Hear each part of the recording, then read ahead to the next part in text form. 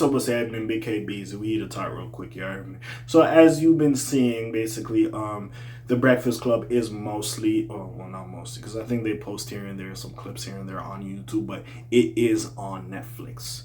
So again, as it's been on Netflix, we've seen the deal. Charlamagne, we're happy for him. Podcasts under his Black Effect network have now been on Netflix. I believe Rory and Ma's over there as well. So basically, they have not been really seeing a lot of people interacting with them. And Charlamagne came out, of course, I think after Jess's video when she said we lost a lot of our interaction, yada yada yada. What's going on? Charlamagne came out to say, hey, listen, we know you ain't happy, people on YouTube, it's fine, like get Netflix, get the cheapest tier, and it's right there, you could watch it. Stop acting like that. Some of y'all already had Netflix already, yada yada yada. So it gets to this point as to, do we think people are complaining and shit like that?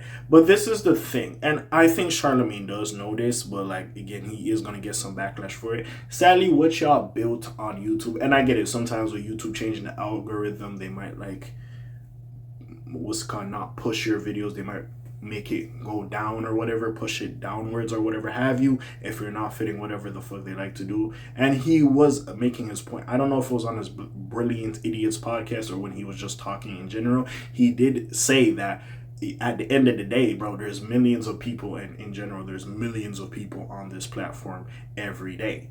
So again, if y'all leave, even though y'all do have good content, we do fuck with you and everything, yada yada yada, we still have the OG catalog that we can kind of eat off of, low key, number one. And also, as well, hey, you built your fan base here, right? People are here. You built your fan base here. So again, it will be hard. So again, what you have to know about this platform is, it's like with social media. I have this many followers on fucking Instagram. Doesn't necessarily mean that's going to translate to whoever follows me on Twitter or whatever other platform I use, or TikTok or whatever have you. You can be bigger on TikTok than you are on Instagram and so on and so forth. So from them moving from YouTube to Netflix, not everybody's going to go. Some people go over there and they're watching your shit. Also, we see with YouTube, again, with the algorithm change, sometimes you might not fit it and you're not making as much money as you're used to. Now, again, these niggas are on radio. I don't know if they really get a lot of money on from the YouTube channel, The Breakfast Club, but I do know they have a contract with iHeartMedia, so again, they're doing decent. I don't know if they really eat off the YouTube. Now, with this new $200 million deal that Charlamagne has had for Breakfast Club and Black Effect going over to Netflix, again, we see with the streaming model that it is picking up, as well as, yes, we do use YouTube, but it makes sense that Netflix is trying to do a similar play to what Spotify was doing when it was trying to get all these podcasters to be Spotify exclusive, and that's what they're doing. And you know what Netflix low-key has to do? Y'all niggas have to make a comment section. Spotify has a comment section. You could listen to whatever podcast or whatever the fuck you're listening to, and you can comment under it. At least to have some discourse. I feel like that's what they're missing. With YouTube, you can comment, you have the watch later and this and that. So Netflix does have to adapt and have a comment section or whatever aspects that people liked about YouTube, especially with fan bases, especially with YouTube. One thing you could say about YouTube, don't get me wrong, the platform has changed a bit. It's not, but it's YouTube. It's about you in a sense, but it has changed. Don't get me wrong. Some things for the better, a lot of things for the worse, I'm not going to lie. But even with that being said, one thing I do know people appreciate is going into the comment section, making their jokes, having discussions. It'll be there as well. And hey, don't comments help your videos as well. So I feel like that's what they need over there. As well as not everybody's going to go over there. For me, for instance, when the Joe Budden podcast with Rory and Ma was on Spotify, and they were exclusive on Spotify, they weren't on any other platform. Nigga, that's the reason I had Spotify, because I enjoyed listening to that podcast. That's why I was over there. The other fucking streaming platforms aren't trash. They aren't utter garbage, but nigga, Joe Budden, you only here? I'm going. You know what I'm saying? So I get what y'all trying to do. I get what Netflix is trying to do. But it's going to take time for motherfuckers to come over. I do feel like you still need some YouTube, presence regardless. And again, I don't know because I know they have something called YouTube Music, so that might be its own separate thing. But in general, streaming platforms, if we throw YouTube in there, that's the top two. And it's probably the first one if we're just having conversations with all the niggas that upload to YouTube, all this and that, all that shit you could listen to. And honestly, in general, I don't know if it hits the same when you in the car and you put in the Spotify and the YouTube, it kind of hit. I don't know if it hit the same if you're in the car and you go on to Netflix and you listening to the Breakfast Club. I don't know if it hits the same. In general, like, again, with what Joe Budden and them are doing with, like, the JBP Rewind, maybe y'all should do that and just be like, this is everything that happened in the week. Come over to Netflix if you want to see everything that went on. And y'all got to turn it up again. Like, again, y'all is solidified.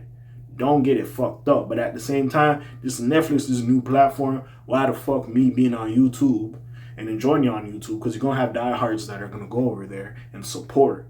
Well, the casual niggas like, oh, well, I'm mostly on YouTube. Why the fuck am I going to go over here? You got to show out. You got to get niggas talking. We got to see some shit for us to go over here and watch the Breakfast Club.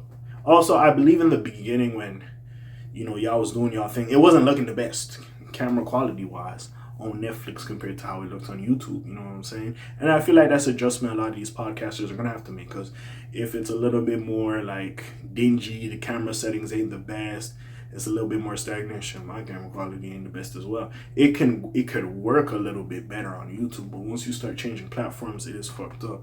And then also when it gets to like exclusive deals, maybe you can only have these type of conversations over here and over there.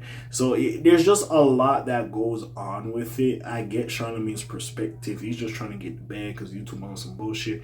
But not necessarily you're neglecting your audience, but yeah, did you think it would be that easy to grab everybody over there? For instance, whatever happened with Ak, I was rocking with him on Twitch. Even though I do check out academics here and there, I don't be on Rumble and Kick like that because I have a majority of, even though I rock with academics, there's other niggas I follow on Twitch, so I'm mostly on Twitch.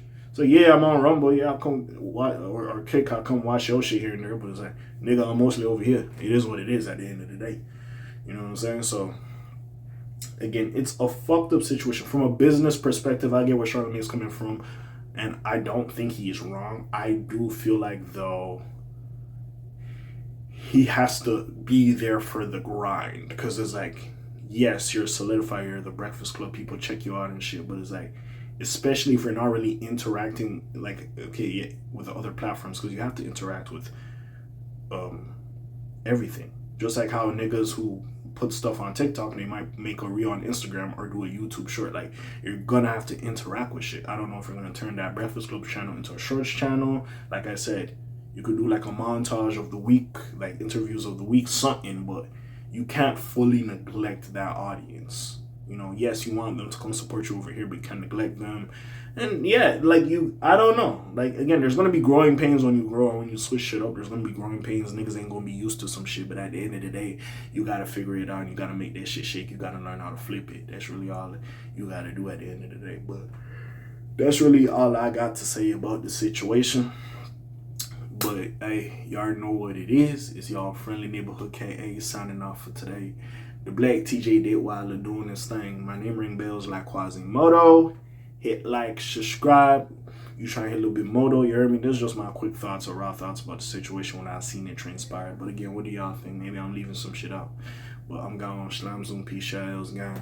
Aye.